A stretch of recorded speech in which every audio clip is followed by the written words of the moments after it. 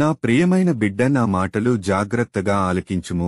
నేను ఎంబీబీఎస్ చదువుకున్నాను, ఎంఏ చదువుకున్నాను, ఎంబీఏ చదువుకున్నాను, ఎంసీఏ చదువుకున్నాను, ఎంఎస్సీ చదువుకున్నాను, బీఎస్సీ బీఈడీ చదువుకున్నాను, ఎంఎస్సీ బీఈడీలో ఉన్నాను, సాఫ్ట్వేర్ ఇంజనీర్ చదువుకున్నాను, హార్డ్వేర్ ఇంజనీర్స్ చదువుకున్నాను, డిగ్రీ చదువుకున్నాను, బీకామ్ చదువుకున్నాను, బీఎస్ చదువుకున్నాను, ఇంకా ఎన్నో కోర్సులు చేశాను. నేను జాబ్కి ఇంటర్వ్యూకి వెళితే ఇంటర్వ్యూలో వాళ్లు అడిగేదానికి జవాబు కరెక్ట్గానే చెబుతున్నాను, అయినా వాళ్లు నాకు జాబు ఇవ్వడం లేదు.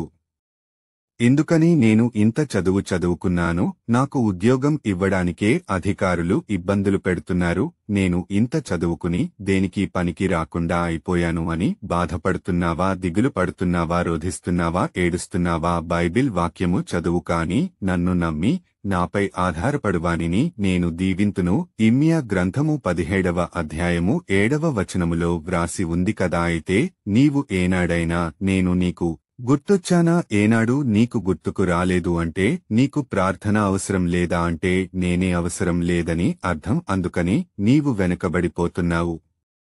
కాబట్టి నీ దేవుడను, నీ ప్రభువైన యేసయ్య నేను అని గుర్తించి గౌరవార్థముగా ఆదివారం రోజున గాని ఉపాసన దినాల రోజులు గాని నీవు నా చెంతకు వచ్చి మొగపెట్టుము. అప్పుడు నేను నీ ప్రార్థన ఆలకిస్తాను, నిన్ను దీవిస్తాను, నీ సమస్యలన్నీ తొలగిపోతాయి, నీకు ఉద్యోగం వస్తాది, నువ్వు చక్కగా ఉద్యోగం చేసుకునే బ్రతకగలుగుతావు, ఒకరి మీద ఆధారపడకుండా ఉంటావు. నీవు నన్ను నమ్మినట్లయితే అన్నీ ఇస్తాను, నీ కన్నీరు ఆనంద బాష్పాలుగా మారుస్తాను. నా మాట నమ్ము. ఆమెన్.